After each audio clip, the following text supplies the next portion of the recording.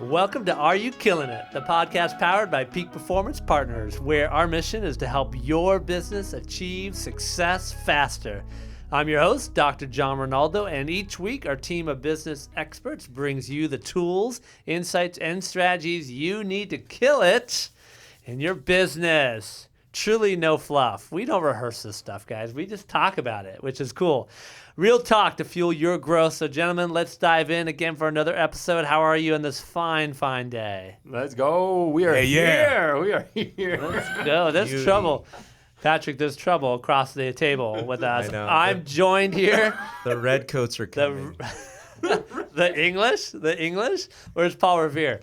All right. I'm joined here by the founders and owners of Peak Performance Partners. I got Patrick Stewart, Kevin Hernandez, and Ricky Navarre sitting with me. And today we are going to go into DISC again. Today's episode, DISC Deep Dive, inside the high S personality. So we've done an overview. We've done high D, we've done high I. So if you're interested in finding out what we talked about in those episodes, go ahead and check the podcast feed and go back and listen to those. But before we delve into high S, Ricky, I'm going to turn it to you. Give us a quick overview of DISC as a whole, just so everyone's on the same page of what we're talking about. I love DISC. DISC is the language of behavior. And so it's behavior is observable. And each letter stands for its own kind of behavioral style. So there's personality assessments. This is not that. DISC is, again, a behavior. D stands for dominance. It's how direct you are. These are problem solvers, challengers. They have no problem with conflict. They are solutions looking for problems. They move quick. I's are influencers. They're energetic, optimistic, outgoing individuals, great on your team. S, which we're going to cover today, is about that steadiness, their pace consistency, but it's also a people driver, which we'll uncover today. And they are great team members, genuinely, authentically empathetic. And then you have the C, which are the compliant people. These are about rule followers, processes, systems, analytical, meticulous, detail-oriented people, measure twice, cut once kind of individuals, and high standards. So that's a little high level, and the thing which as we cover each one of these individual categories, it's great to understand more of how one category might shine more than the other. But I want to remind everybody that DISC, we're a blend of these things, right? But today let's jump into high S, because if you are a high S, you're gonna love today. You're gonna love it. I love it. And those who love high S's and have to work with them, right? That's the opportunity today. So really one of the first things I want to start with, the high I's and the high S's tend to be very relationally oriented, right? The D's and C's are tend to be very task oriented, but the I's and S's are very relationship oriented. But they practice that relationship in a different way. Patrick, what kind of is the sign of a high S in terms of how they operate in the workplace, how they connect with people? So I'll first start by saying my wife is a 94S. So the scale is from 0 to 100. And so she's a 94S and I'm an 8. So between the two of you, you got 102S. Yeah, so, okay. yeah. So we're still below. But no, here I would say this. You're an S if you're the friend everybody calls with their problems. Or you're the person that's always stuck, doing the chores, or you're always, you're the one that people call for a ride, or you're the one that will take over the shift and you'll do the extra. That's when you're an S. And that S it's just steady. And again, they're typically are going to be more reserved or introverted, and they're going to be about the people. They want to know, they're always considering, how is this going to affect all of the people around me? I mean, that's why, again, the friends are always calling, family's always calling. They will literally take the shirt off their back and give it to you, and then go find all the shirts in their closet and give it to you. I mean, they just are service-oriented people. Yeah, but their mantra is, how can I help? How can I serve? And if you're a high S, it is one of the greatest superpowers they have, because it's, again, how can I help? How can I serve? And they want zero recognition. Mm-hmm. That's important. They want to stay behind. Yeah, they want to stay behind the scenes. That's important to recognize, especially if you're a manager or a leader of a high S, right? I think it's always important to pay attention to how people want to be recognized. The high I we talked about before probably wants to be recognized in front of everybody in big hurrah, but the S's don't. They want to stay behind the scene. Yeah. Kevin, what would be some words that you would use to describe an S? What are some adjectives you would use? Steady, right? Supportive. But I also wanted to speak to. Thank you, Ricky. I needed that.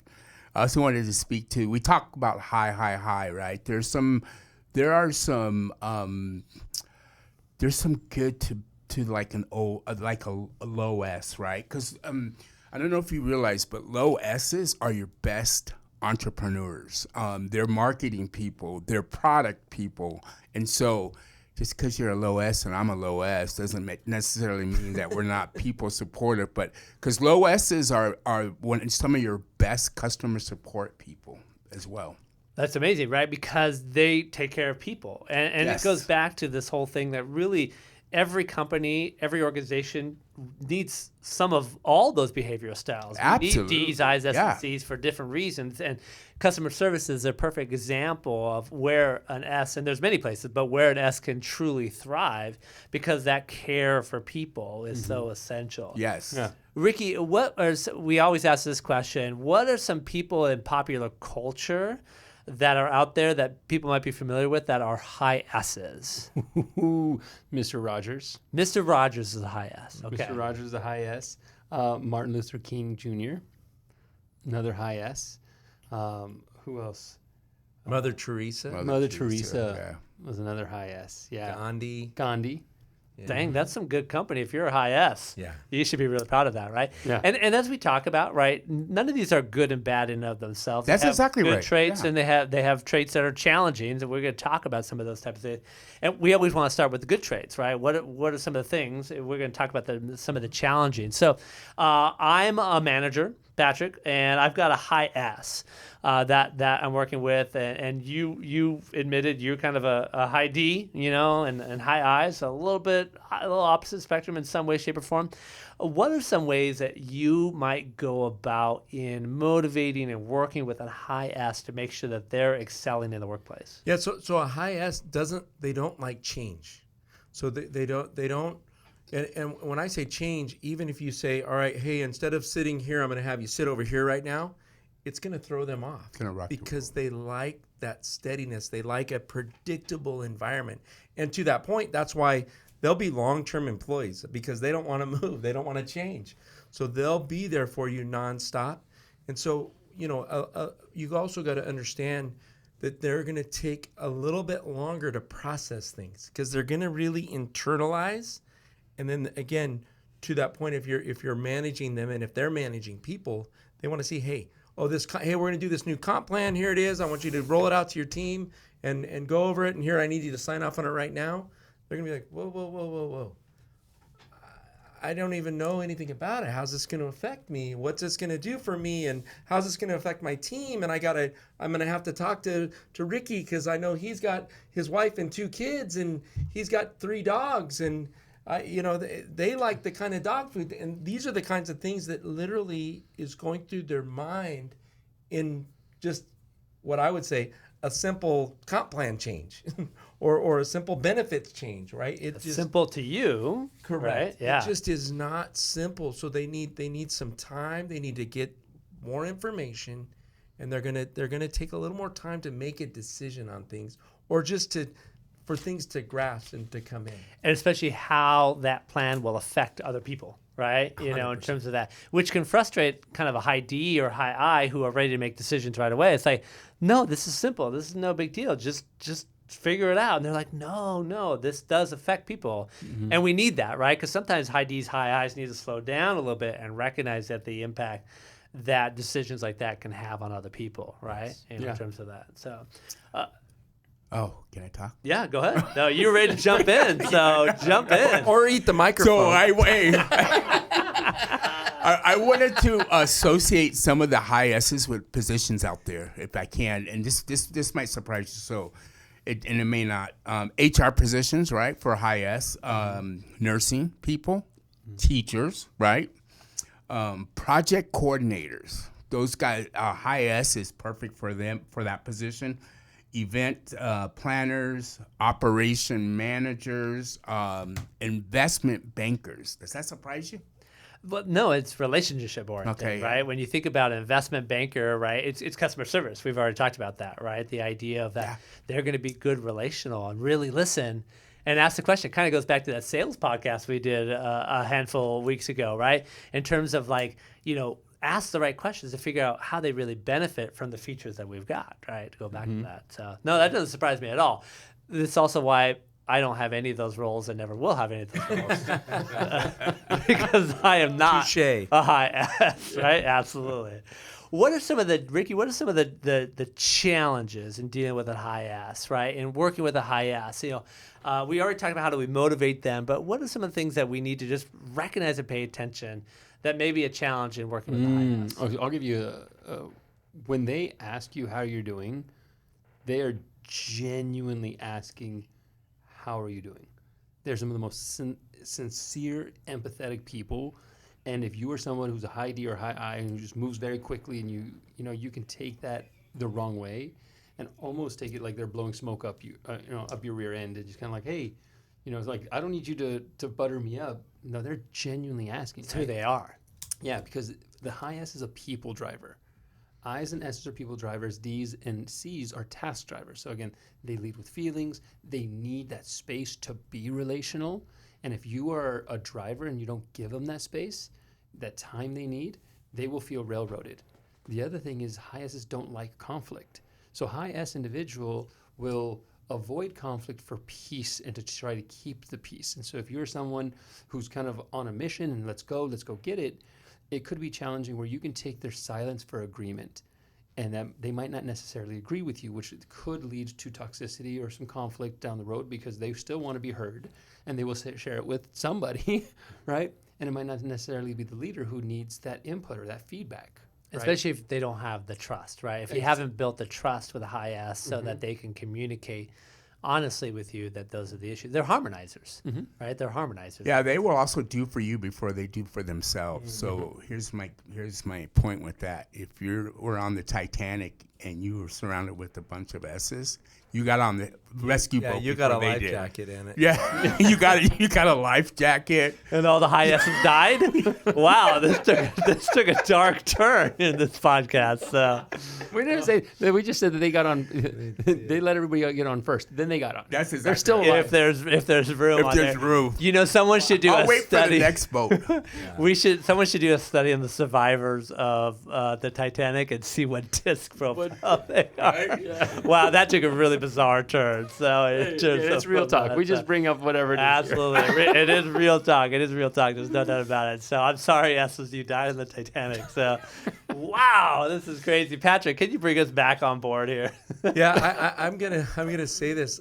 I'll kind of describe. I like to because since my wife is such a high S, I like to describe this scenario, and the S's can relate to this. So, a lot of times, because I'm a D and an I, so I make quick decisions, and we'll talk about like just going on a vacation. And she's like, all right, and I'll go, all right, do we want mountain or are we going skiing? Are we going to the beach? We're going to the beach. Okay, perfect. I'll go and make the reservation and book the dates. And then she'll come back and be like, wait, wait a second. First, we got to see if we have 4 kids. We got to, do the kids want to come? And can they get it off? And then, so how many beds are we going to need? And then who's going to watch the dogs? I'm like, the kid next door, he always watches the dogs. It's like, no, I got to talk to his mom. I got to see if they're doing anything to make sure they're available. So it's all of those kinds of decisions where for me, it's just how fast and what's the best and how fast can we get there? He's already on vacation. He's already there. Yeah, all of those, that thought process is going through her head of how's it going to affect everybody in every situation before she's comfortable of making the decision. Mm-hmm. And so I say this, their first thing after they make a decision is regret. So they love the 24-hour cancellation policy. My wife loves Amazon because guess what? She doesn't like it. She can send it back without any confrontation. She just throws it in a box and gets her money back. So those are the other kinds of things that they just understanding of how to make them comfortable in their surroundings so that you can get the best performance out of them. Because the value to a team, they are going to be the glue that holds your team together. Yeah, so that to that point, most great team leaders should be S's. Because of the relational focus. Yes. Right. I mean, and even what you were talking about with your wife, Patrick, it talks about the event planner, the project manager role that you were talking about, Kevin, right? Why they're good project managers. They're thinking through all that stuff where all of us at this table, we're good, right? We're not going to think through that, right? In terms of that. And that's the beauty. That's their strength. Now, it could be frustrating for us, some of us who are high Ds at the table especially, but we need that. Sometimes we need people to slow us down. Oh yeah, right? And they'll get the most out of the employees. They will get the most out of them, and they'll motivate them, and people want to work for them, and they'll take a bullet for them. Mm-hmm. Mm-hmm. And we're the high C, right? The high C can have a challenge with a high S because they're like, I don't want to talk to anybody. Right, I'm being extreme, right? But S wants to build that relationship, and C might create some conflict there because of just kind of the difference in the way that they operate relationally. I always use the analogy of a party, right? When each of the profiles end up at a party, when they get an invite to the party, the C won't go to the party. Period. End of story. Right. Yep. The high D will get there when they need to, spend 5 to 10 minutes, connect with everybody right away, then then they're out. They leave. And then they're out. Yes. The high I will stay the entire time, but they'll meet literally everybody in the room. Right. But they'll be there the entire time. And the high S will be there the entire time, but they'll sit in the corner on a couch talking to the same person for the entire 3 hours. Yeah. Mm-hmm. That's right. And that's kind of how they all operate at a party. Right. Yeah, There it is. There it is. There's disc in a nutshell. There's disc in a nutshell. Absolutely. So how is an S? So now let's talk about from a high S perspective, right? I know I'm an S. My boss may be a D or an I or a C or whatnot. What do I as an S, right? It may be difficult for us to answer this, right? Because none of us are S's, but we've studied this and we know people, right? How do me as a high S deal with my high D boss or my high I colleague or my high C colleague? Like, what does that look like? What do I need to do? So one of the things I would say is grace. Show grace. And bang, that's why I open this up. I love DISC because DISC is a language of behavior. And when you identify and understand who you are and how you operate, and understand and give grace to say, this is who you are and how they operate, you realize they're not trying to annoy you. They're not trying to be, abrasive or aggressive. They're just very direct. And they have a different style. As you want them to give you space and grace for you to be yourself, give them space and grace to be themselves, right? And so I'll give you a great example. We have a high D leader, right, and a high S team member, and the high D is driving and goal-oriented and let's go, go, go, go, go. And because the high D can spin 10 plates and not let one fall, they genuinely believe, hey, because I can do it, you should be able to do it. And the high S might not be able to, right? They can spin 3 or 4 plates. And so they get frustrated and they get, kind of start barking orders at the high S. And then the high S feels attacked. They feel like the words, the tone, the body language is like, you're attacking me. And the high D is just, in their opinion, right, just being honest, right? And so if you can understand, you're just trying to be honest. Like you're just being direct. Okay. So you're not attacking me, you're attacking the problem. All right. Now, if I'm the problem, if you're the S and you're like, oh, am I the problem? You have to hold yourself accountable. But they're looking at, I want to find the solution as fast as humanly possible so we can move on. And if you're high S and you realize, okay, then let me accept you for who you are. Let's attack the problem together. Let's work through this and let's move on. And it immediately diffuses conflict and confrontation because you realize you're putting the right situations in the right buckets. Does that make sense? Mm-hmm. And for high S, if you can see that, same thing with the high I. You're dealing with the high I and you're like, oh my God, land the plane, because the high I is like, right? And what about this? What about that? And this is going to be so fun. And the high S is like, it doesn't need to be fun, right? But let's make sure we have everything. High I is like, I'm going to be the DJ, right? The high S is like, but what about the chips? And what about this for the party? And again, same idea, like, okay, well, you be you, I'll be me. Let's complement each other. And if you can realize that your superpowers are designed to be complements, it's a powerful dynamic.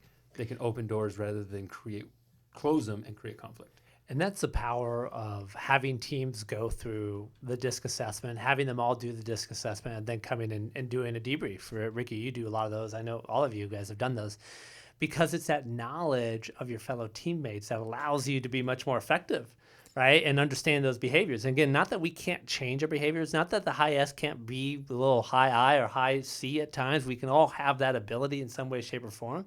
But when I understand that, Patrick, you're a high D, Ricky, to your point, I'm not going to take offense when he starts barking orders at me, because that's part of his behavioral assessment. Yeah, right? it's the ability to translate, right? You really become, like, if you take each one of them as a separate language, and you have to translate that D language into the language you speak.